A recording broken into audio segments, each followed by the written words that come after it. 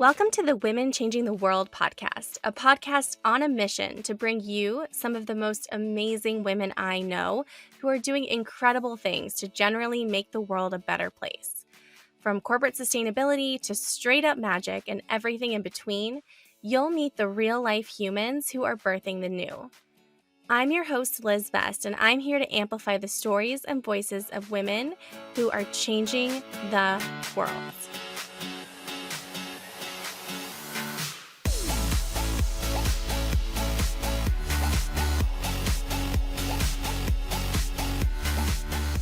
Today on the podcast, I have the joy of sitting down with Maia Tekle, founder of Dispatch Goods and firm believer that kindness is free and the world needs more of it. I'm so excited for you to hear more of my conversation with Maia.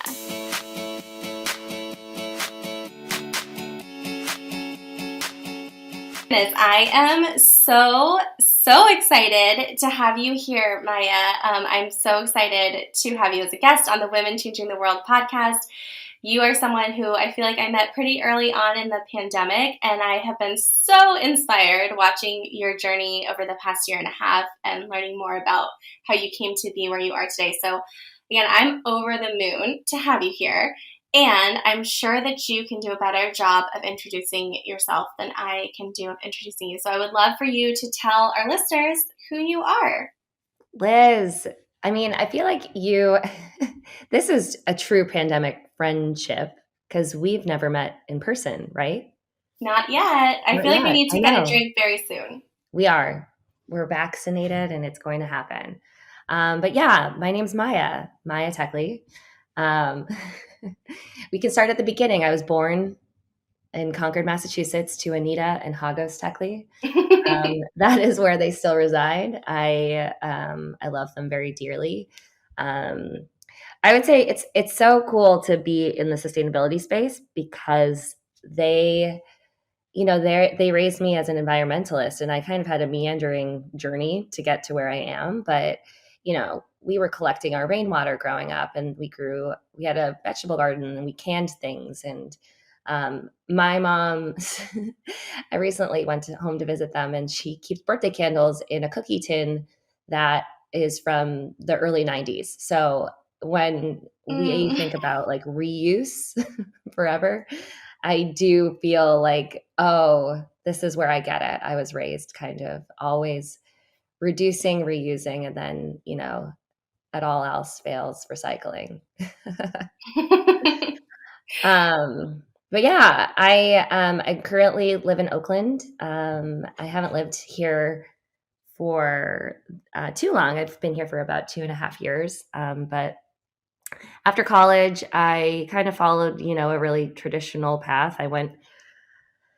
I married Tyler Moored my way and seeing like, oh, I'm going to take on the world. And I moved to Chicago and I got into advertising and media. And I would say that space was a really wonderful way for me to learn a lot about just like different like team dynamics, hiring, building teams. I really grew up under a lot of really strong mentors that I'm still close with today, that I am actually talking with one this weekend who I've known since I was my first job there. So it's just, it was a really like formative time in my life. I went, from one job to another job in media. That job moved me to New York, which was awesome and incredible and a good opportunity. And then I found myself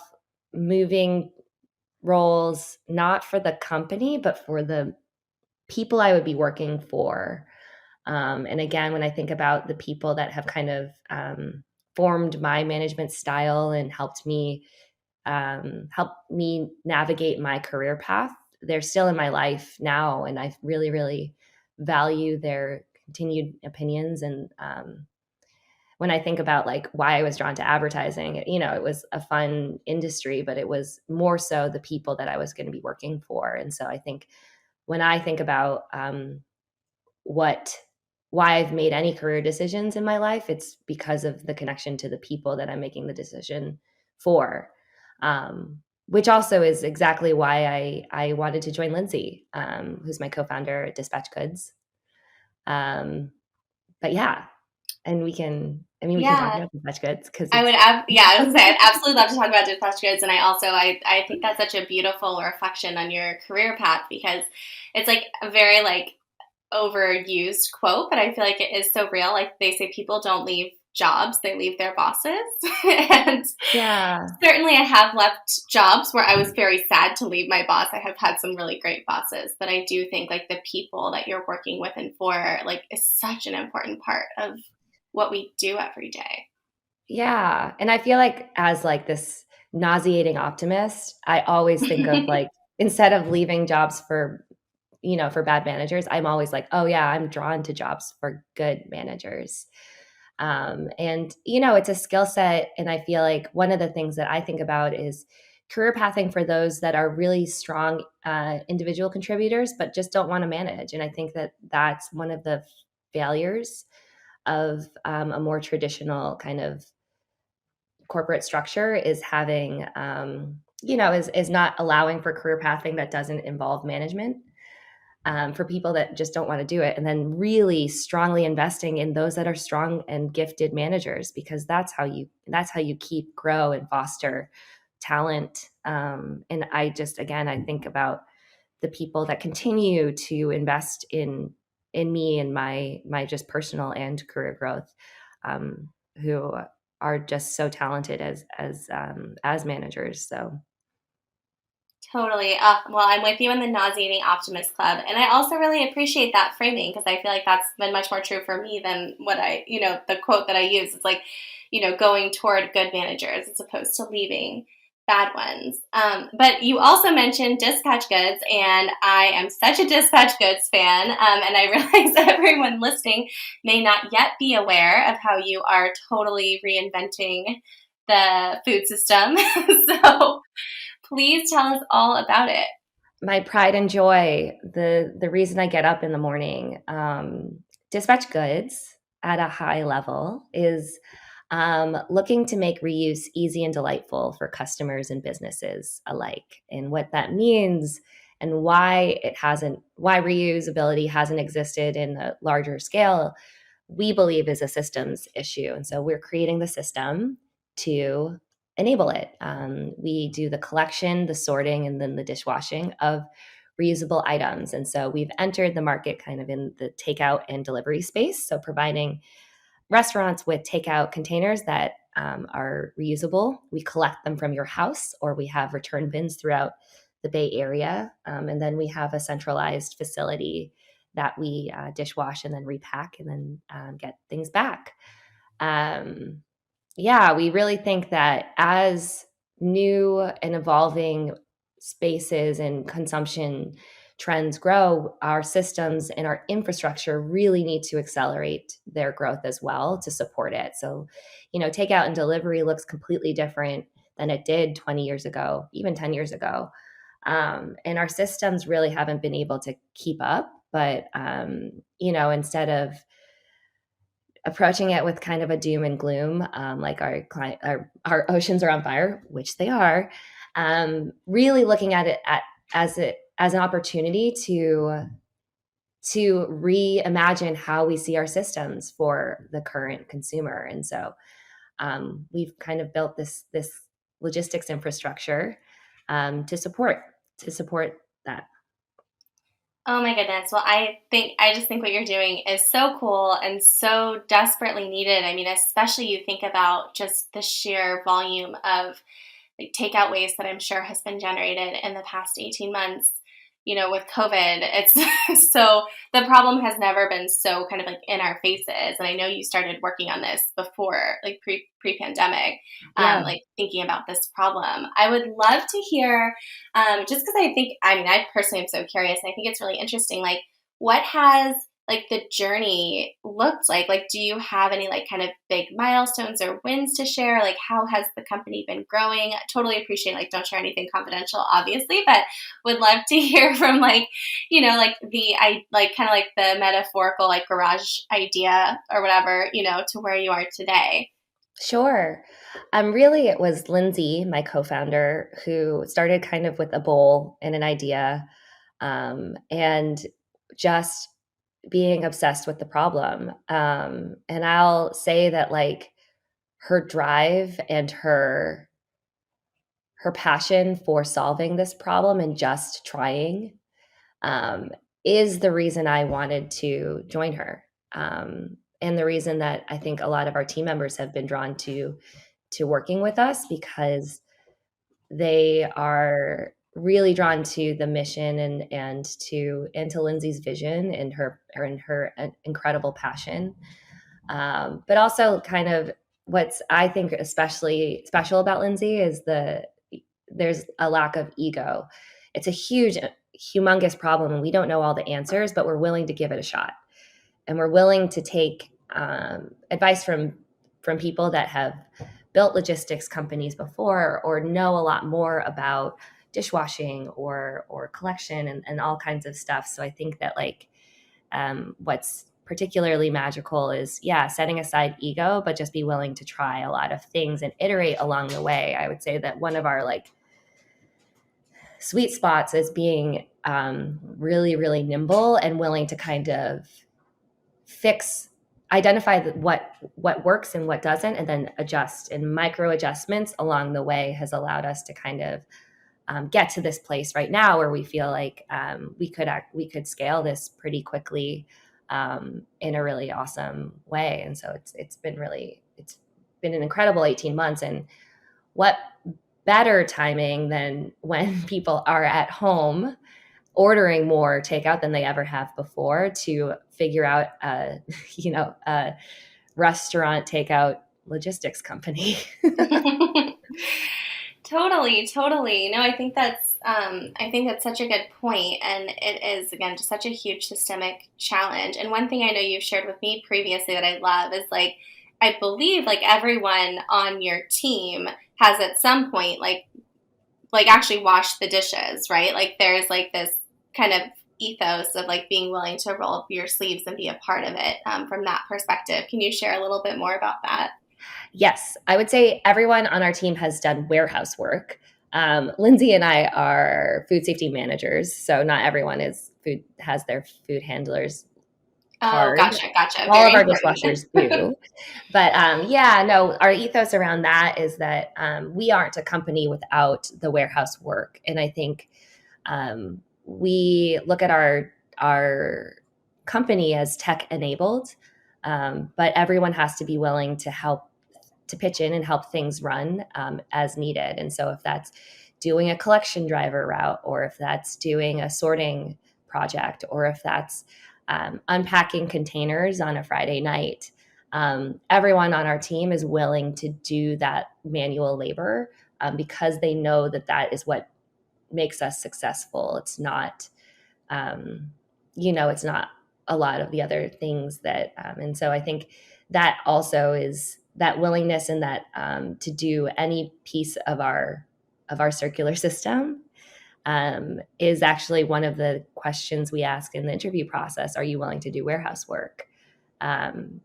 Because that's a critical piece, especially in our small size that we have. But it also just gives us a clue to their teamwork mentality, as well as being open to helping in areas that they maybe aren't being hired for, but knowing how important it is to help the machine run. Definitely. Oh, I think that's so cool. And how many people are on the team right now? We have 8 full-time employees. We have 4 part-time employees, and then we have a bunch of interns and intern consultants. And I say interns are our undergrad, and intern consultants are usually MBA interns that help us at a more elevated projects. Oh, cool. Oh, that is so cool. Yeah. Well, and I know that you were recently admitted to join Techstars, which is Yes, amazing. I would love to hear a little bit more about what that process and journey has looked like. it's been an incredible program. So, what I love about Techstars is that so we're part of their Farm to Fork accelerator. So it's like imagine all the other startups that are participating, as well as the mentors and the people that are organizing it, are all obsessed with our agriculture and food systems and helping to improve them. And so it just is like this incubator of brilliance and ideas around how we see the future of food, and like everywhere from farm technology, and helping kind of those, like, nearly ancient systems. I know that there's a lot of technology that has been infused in it, but like farming has been around for centuries, all the way through to restaurants, right? And fine dining, and container systems that we're working on. And it's just been really, really cool. And the caliber of talent is so high. So I feel really humbled to be part of that, but as well as access to these mentors that have just um, been powerhouses in the food space, that want to dig in and help us grow and help us kind of evolve and make the right steps forward. It's been just really, really a remarkable program so far, and we're about halfway through, and we have about 10 weeks left, and I'm really stoked on the rest of the programming.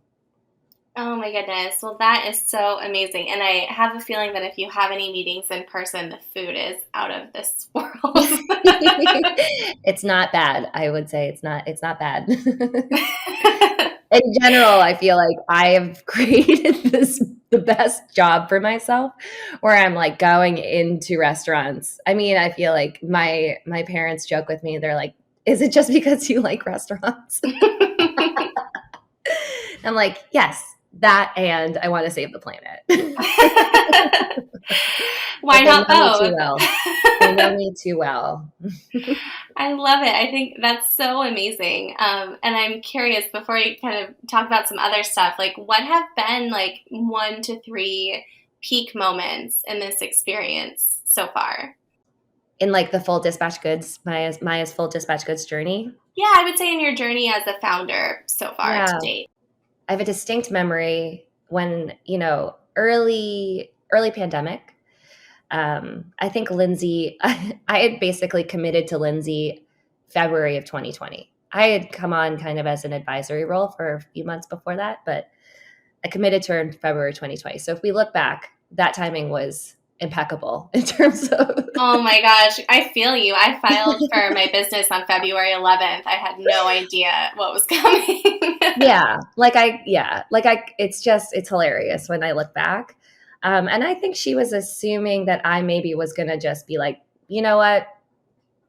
No, this isn't what I want to do. And like, we have to rebuild an entire company.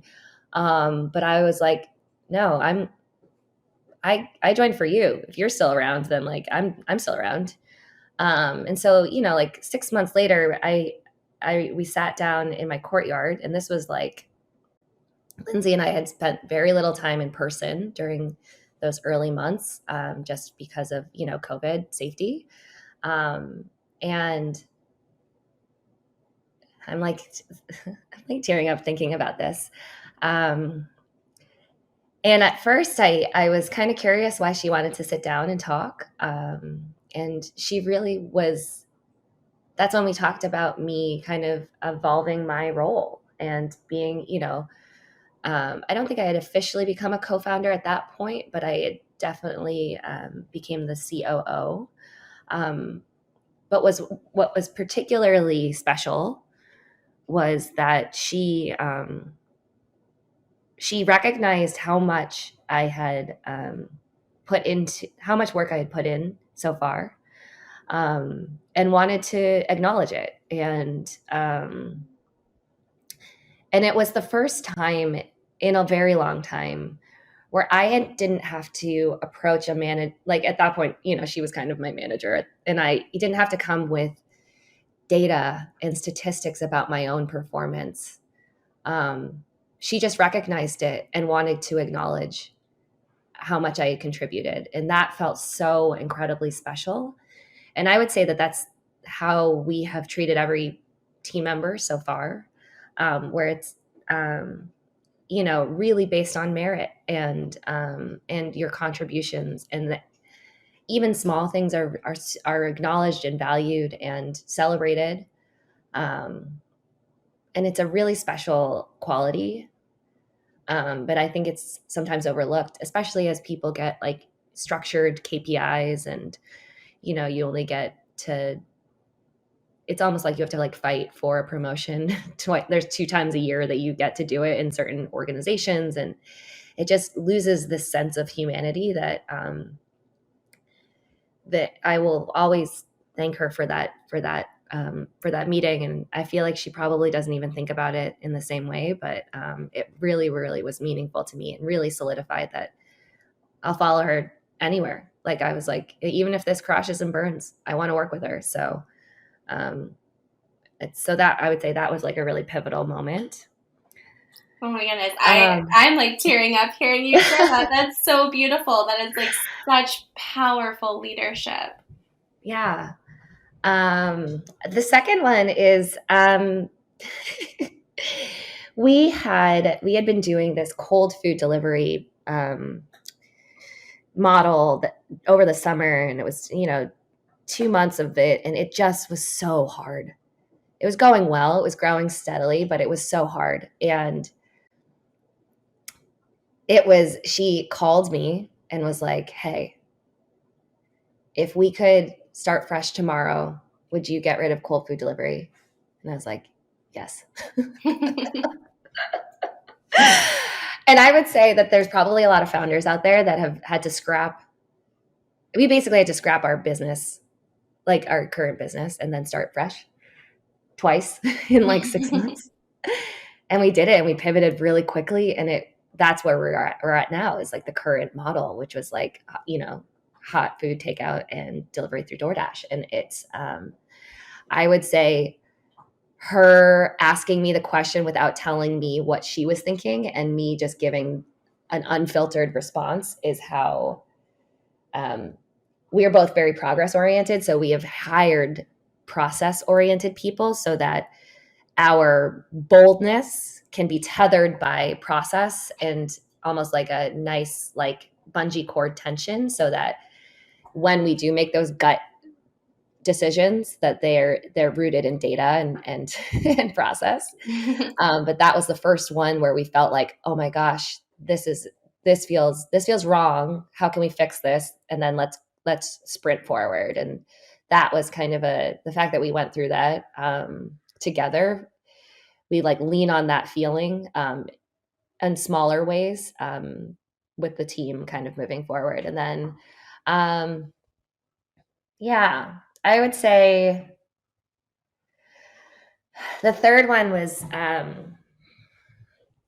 when we closed our pre-seed round. It was like Christmas last year, which, if you were to ask any like investor, they're like, don't raise money during August or Christmas. And that's like when we've raised money, just like based on our timing. And what's up is done, what's left is right. I would say there's so many factors that are like totally not normal about beginning a startup in a pandemic, but also being 2 women founders, and like just there's a lot that we're like we're up against it. But those conversations of people that believe in what we're building really so much that they're willing to, give us money to help us grow is like such a profound feeling. And I feel an incredible responsibility as well with that, because I have had opportunities presented to me in my past, but this feels like a gift. I know it's not because they expect obviously that we do a lot with this, which we plan on, but I do that feeling was of like celebration, but then responsibility, and then eagerness to prove and to make that work so much harder has been a really, really cool feeling. And I think that when founders kind of reflect on this time in any journey, it's a really magical and special time. And I know why. Like I know this has felt like, regardless of what is happening in our world, it has felt like a magical time. It's almost like I get this like brain oasis to focus on something that I truly believe in. I get to take an escape from like, the fires in California and racial injustices and the, ongoing climate crisis that we're in, and our political and stuff, and the pandemic. It just feels like we're able to take this like space to grow something that feels really awesome. And I will always be thankful for that, because I feel like a lot of people are struggling with mental health. And this has been an incredible like gift for my own mental health. Even though I'm working around the clock, it's like working for something that I care so deeply about and that I believe in so much. Totally. Oh my gosh. Well, that is so cool. And I'm not sure. I mean, I have not raised funds, like done a funding round or anything, obviously, for my company. But so I don't know if this resonates, because I feel like what you've done is like so huge and amazing. But like, I feel like every time there's like a big level up in my business, the feeling, if I had to describe the feeling, is like the feeling of being at the top of a roller coaster, Yeah. where you're like looking down and you're like, oh my gosh. Yes. That's exactly it. You're like, okay. Or like Lindsay actually always says, we're climbing a mountain and we're at the latest like peak. And then we look up and we're like, okay, that's the next one. Where you're like, okay, you take a breath and then you're like, okay, what's the vantage point from here? And then you're like, all right, here we go. Totally. Like just when you think you have this moment where you're like, I've arrived, and you have, and Yes. there's another mountain. Yeah. Yeah. But it's cool. And like a roller coaster, there's ups and downs, and like it's really fun. Totally, totally. And there's times when you're like maybe not feeling it and you're like, why did I do this? Yeah, you're like, oh, is someone puking on the ride? Yeah. Well, that's actually a perfect segue, because I did want to talk to you a little bit about like myths about entrepreneurship. And I mean, I feel like there's so many directions that we could take this, but I'm curious, when I even just say that phrase, like myths about entrepreneurship, what comes up for you?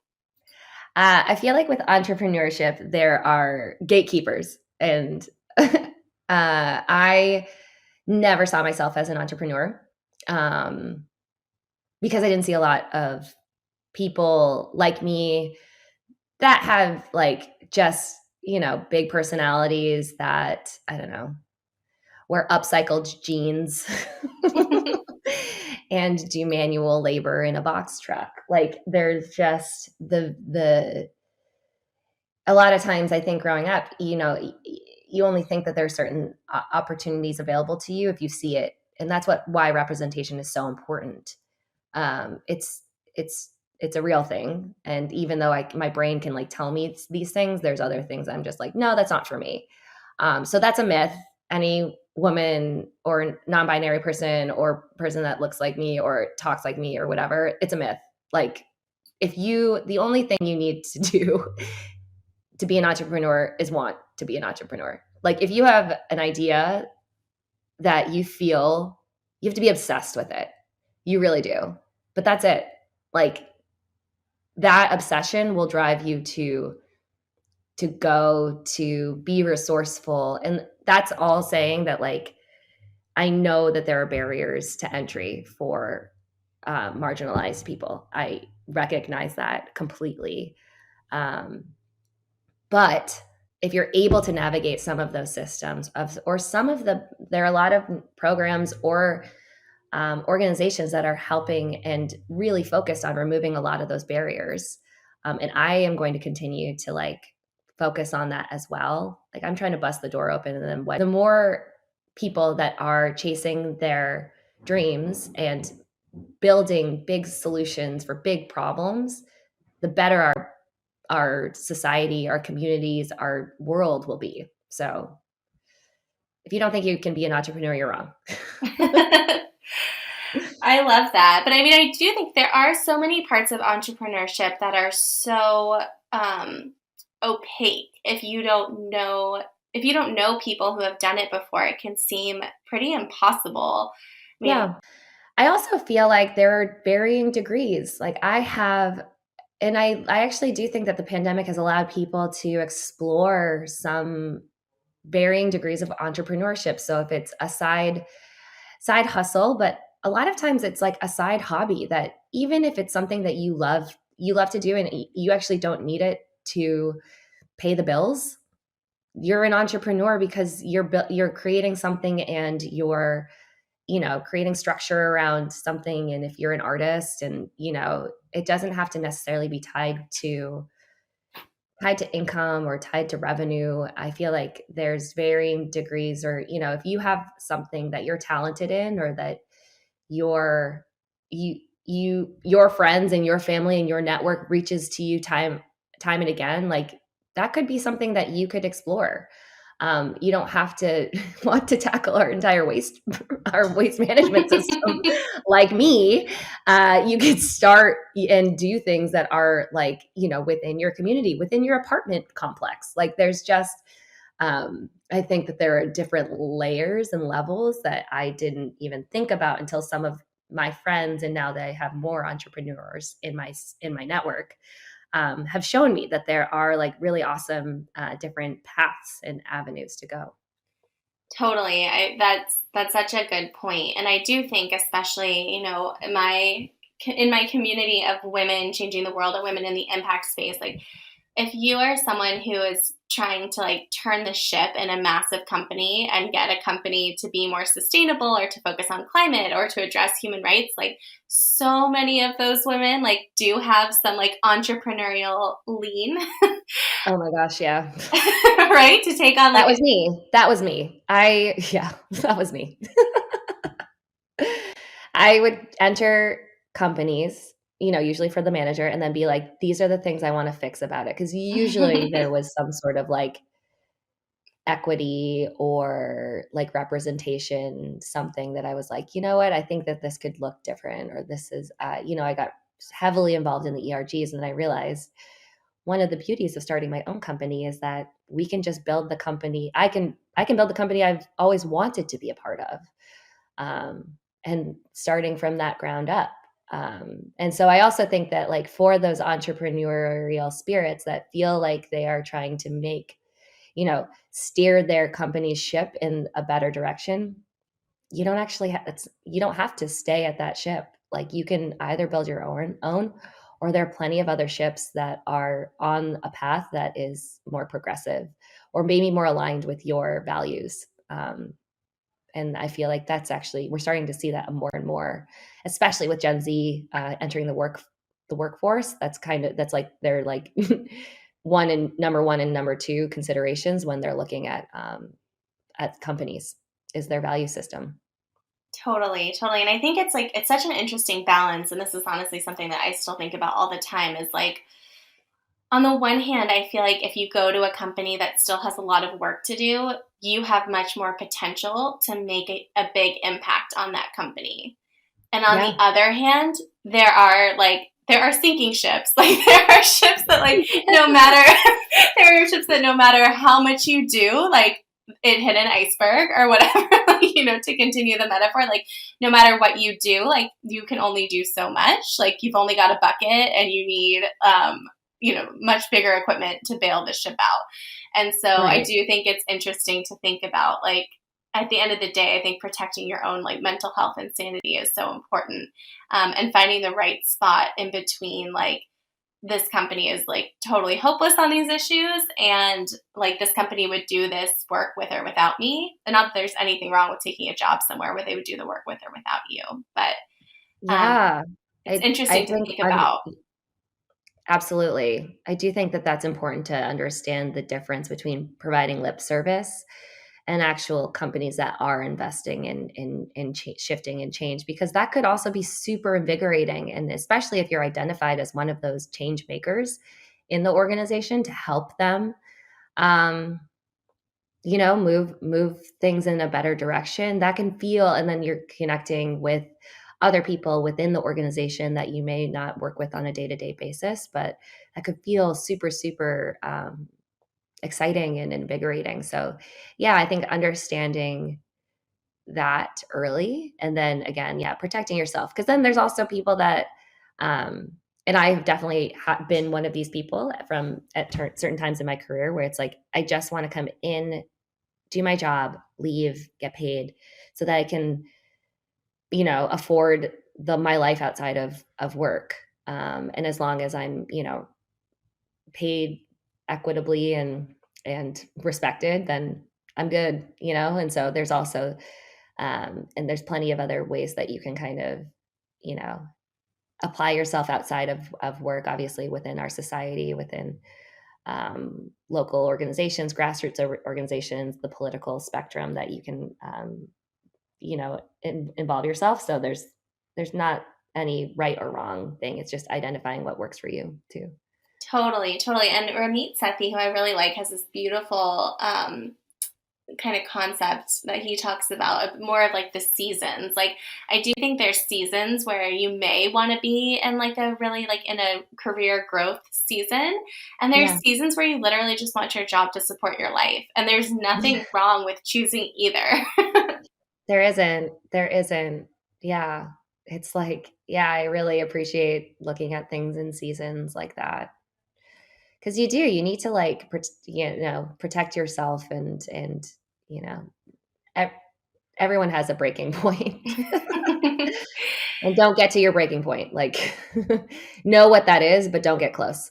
Totally, totally. I think that's like brilliant advice. Well, I also would love to talk a little bit about imposter syndrome. I don't know, like, to what extent that's something that has come up for you on this journey. I mean, certainly, I feel like it's something that like I dance with on the regular. I know many women in this space do as well. Like, kind of, what's your take on imposter syndrome or your experience with it? Yeah, I think some of the most powerful feelings and emotions that are weaponized are doubt and shame.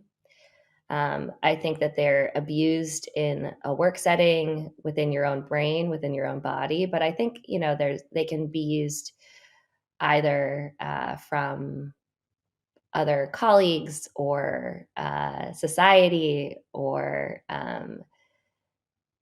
even just I don't know, like high level, where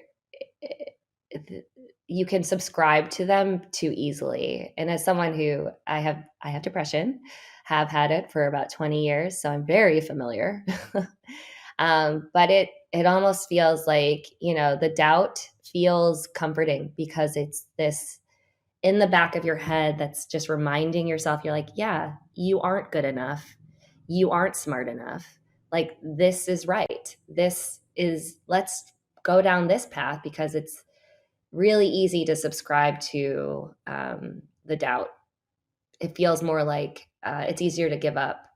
Um, but with a lot of therapy and an incredible network of humans and mentors, like, um, maybe it's not right. And constantly fighting that voice, that doubt. What helps me is assigning it a shitty name. Am I allowed to swear on your Oh, of podcast? course, yeah. And I'm such a fan of this. I actually gave my shitty boss has a name, so. Yeah. So, like, my internal person has a shitty name. I'm not going to say it, because if someone has that name, it's not personal. It's just, but it's easier to yell at that voice as an external voice than what I have grown up with as an internal voice. And so that I describe to the imposter syndrome. It's a long way of me getting to imposter syndrome, because that voice is your imposter syndrome. Um, there's no reason you can't see yourself as the best, as as talented, as smart, as capable. It's your reality. Like, you are in charge of your own brain. If we talk about bodily autonomy, well, you know, politicians are it's up for debate. In my mind, it's not. I have full control over my thoughts. Um, and why wouldn't I be my biggest champion? Why wouldn't I be my best friend? Why wouldn't I be the person that tells myself, no, yeah, you are able to do this? Sure, other external people are more than welcome to contribute, but I've learned also that the opinions that matter are those that want to see me succeed or see me experience joy. And any other opinion does not matter. And that actually weeds out a lot of people. And just because someone has gotten into that level of their opinion mattering doesn't mean they are permanently there. It's always it's always kind of a back and forth. And I think a lot of people have kind of weighed that these past 18 months with a lot of other things. They're like, oh shoot, like I thought this person thought differently, or wanted different things, and that's okay. That person was maybe in your life for the period of time that you needed them to be. But again, especially in a work setting, if that person is not actively trying to see me succeed or help me experience joy, their opinion doesn't matter. It really doesn't. And I know that that's like a lot. Like if it's your manager, that's a lot more difficult to navigate because they kind of control your livelihood. But you could also take everything that they say with not even a grain of salt, like a full salt mine, that their Totally. opinion of you doesn't actually matter. You can continue to do your job based on the the expectations that are put in front of you, but you don't have to see yourself differently just because they do. Yes, I could not agree with that more. And I think, like in a similar vein, I think it's like one thing that I have learned on this journey and in general over life is like not to take advice from people whose lives I don't want. And like, Yeah. Yeah, whose lives you don't want, and like, frankly, like, who don't want you to like, have a good life. Like, you have to, like, show me that you want good things for me. totally. Well, often people are just talking from their own fear, or shame, or you Yeah. name the emotion. And like, yeah, you don't need to like invite those things that they're carrying around into your trajectory. So I love how you framed that. Like, if they don't want good things for me, like, they just their opinion really doesn't matter.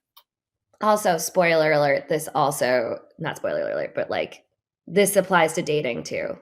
Oh my gosh, yes. Like, that does not it's easier said than done, but I would say that this exercise that it started really in a career space, for me, and again, through amazing work with my therapist, but it applies to dating as well. That, like, just because that person doesn't see you as a valuable partner, like, it doesn't mean you're not a valuable partner. Totally. Oh my gosh. We could have a whole podcast conversation, and maybe one day we should, about all the parallels between like really useful career advice that also applies to dating. I feel like Yeah. there's so much overlap. It's an incredible. It really is. I've been like, and again, it's like my founder journey and being like single in my 30s. I'm like, yeah, there's a lot of stuff that both sides of my life have like helped the other side. Because again, it's how you see yourself and how your internal monologue. And so it's hard. You almost have to have like two different personalities. It's if you're doing work in one space, it just flows over to the other. Totally, totally.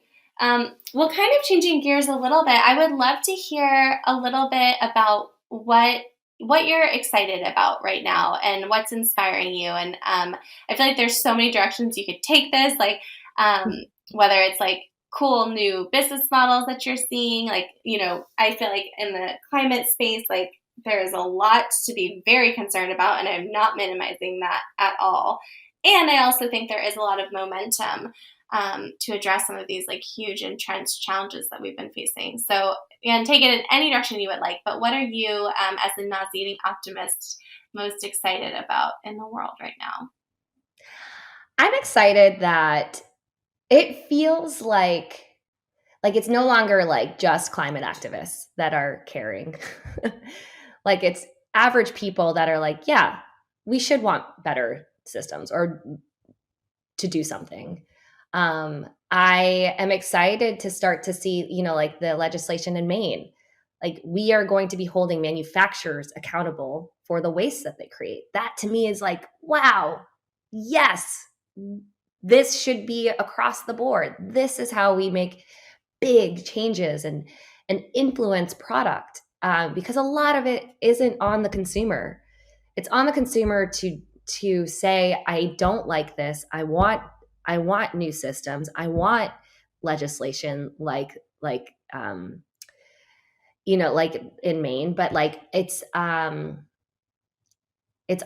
these big systems, big companies, big industries to make the shift. I love the rapid innovation in clean energy. I think that we need to be much more aggressive with it, but the further we get from oil and gas, the better. Reliance. I'm also really excited. I'm just excited that, again, I feel like we're hitting another like peak in our business, and I'm excited to take a breath and then just like charge up the next the next ledge, because I think that that's going to be a really big critical one for us to expand and grow and really, really start to see like huge numbers in terms of diversion from our waste stream. So yeah, I don't know. I just feel like more I've even like my individual conversations with small business owners, medium business owners, like their openness and their enthusiasm for new systems is cool because I'm like we've now crossed the chasm from climate activists to just like average consumers and average business owners that are just like, yeah, let's Totally. have new systems. Yes. And that feels cool because I'm like, yeah, that's how it should be. It can't be niche. Our climate solutions cannot be niche. They have to be, you know, have mass appeal and mass kind of applications in order to make any sort of dent. Yes. I mean, we need sweeping transformation of the entire economy, and I couldn't agree with you more. Like, I do feel like I would love to live in a world, I think we are getting there, but where like all the options for consumers are sustainable options, where you're not Yeah, having to like think about it and make the choice because all the options are good options. Because right. I think we put so much, and like, not that I'm anti individual responsibility on some of this stuff, but it really, these issues are systemic. And I think we need to like make the choices that people have to make enough choices every day. I feel like putting this burden on individual people is not how we're really going to get the kind of change that we need. Yeah, for sure. And not to mention, like, there are going to be so many more jobs available in these spaces and that feels awesome. Like, really awesome jobs that you can get that working for big companies that are solving big problems and doing good for the planet. And I just feel like that's really, really exciting to me because the more companies where people feel like they're aligned with their mission, the better. Yes, absolutely. I feel like this has been like a very specialized field that's been hard to get into for a very long time. And it's really exciting to see jobs in this space just exploding. Yeah, yeah, for sure. Well, I know we're kind of coming up on time, and I want to be respectful of your time. I also have a couple like kind of quick hit inspirational questions I would love to ask you. Sure. So if you could give one piece of advice to your younger self, what advice would you give? I would say don't listen to those that don't want you to succeed, and that you're gonna be okay. I'm underlining that in my brain right now. I love it. Yeah, I think that I would love, I keep a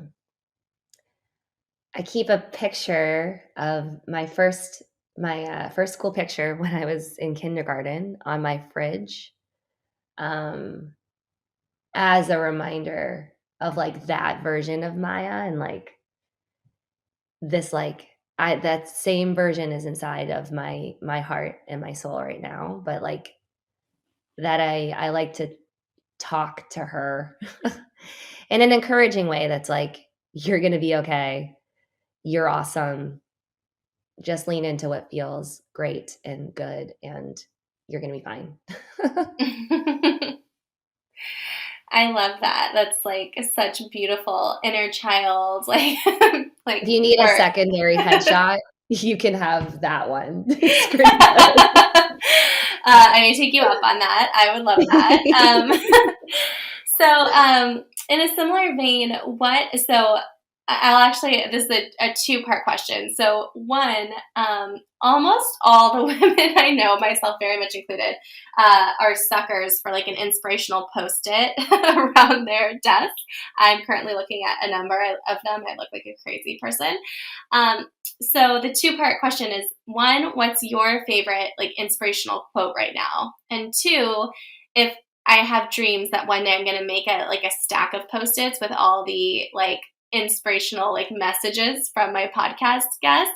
So if you had a post-it to like put a quote or a phrase on, what would you want your post-it to say? I would say the one right now, it's tied to my philosophy that, like, kindness is free, and I feel like we need that more now than ever, but it's from Lizzo. Yes. And, it's, "If I'm shining, everybody's gonna shine," and I fully believe that. If you work on your own happiness and your own joy and what makes you feel good, people around you are also going to want to do that, and you will reflect light on others, and they'll reflect light on you. That is so beautiful, and I could not agree more. And is that what you would want to put on your post-it, or would you want to put something different on your post-it in the event No, my Post-it should say, "If I'm shining, everybody's gonna shine." Yes, love it. Maybe we can get some glitter on yours. Yes, I do have glitter. Me too. Copious amounts of glitter. I've become a crafting wizard in my free time. I love it. Well, if you had to choose three words or emojis to describe yourself, what would you pick? I think that the dancing lady in the red dress, skin tone 4, would be the first one. Optimistic would definitely be the second one, and fearless. Sometimes stupidly so. But I'm like, "I'm just gonna jump." But I would say fearless, because why not? Totally. I mean, honestly, I think like, to do what you've done and build what you've built, like I do think there has to be a little bit of fearlessness, right, to really go for it, It's which is true. so cool. Yeah. Well, how can people get more information if either they want to like follow your journey or, follow Dispatch Goods journey or figure out how they can get more of Dispatch Goods in their lives? I'm like slurring. I don't know why it's early in the morning, but Friday morning. I mean, yeah, you can. So dispatchgoods.com is our website, and that has a lot of our information. But I would say follow us on Instagram, dispatch_goods. Um, yeah, follow us. We respond if you DM us. And there's different ways that, like locally as well as from afar, that you can get involved or just learn more about reusable systems, and or we're always looking for champions in the space. And so, and then, yeah, I don't know, if you're in the Bay Area, hit me up. Like, let's hang out. If you're vaccinated and outside. Totally fair, and very much appreciate those asterisks. Yeah. Well, thank you so much. I mean, again, I could seriously talk to you for hours. You're amazing. I love what you're doing. I cannot wait to see what is next. I cannot wait for us to, in a year from now, look back on this podcast episode and be like, oh my goodness, if only we knew what was about to happen. I know. I think about even just a year ago, it feels like I was, like delivering pizza in milk crates. Like, I'm like, wow, whoa, what did we do? So it is, but thank you so much. This has been exactly the dose of boost of energy I needed. Like, my soul feels filled. And I really appreciate you allowing me to be so vulnerable and sharing a lot about just reflecting in my heart, because I feel like now I feel really nourished for the rest of the day. Yay. Such a beautiful way to start a day. And I'm, again, just so grateful. Thank you for fully showing up. I appreciate it. And I know everyone listening does too. Thank you so much for tuning into this episode of the Women Changing the World podcast. Please rate and review the Women Changing the World podcast on Spotify, Apple Podcasts, or Google Podcasts. And don't forget to subscribe for future episodes. You can find me on Instagram at liz.best, B-E-S-T, or by searching my name on LinkedIn. You can also sign up for my 3-day personal branding challenge, which is totally free, by visiting my website, which is Elizabeth with an S, ELISABETH, best, BEST.com/personal branding challenge. See you in the next episode.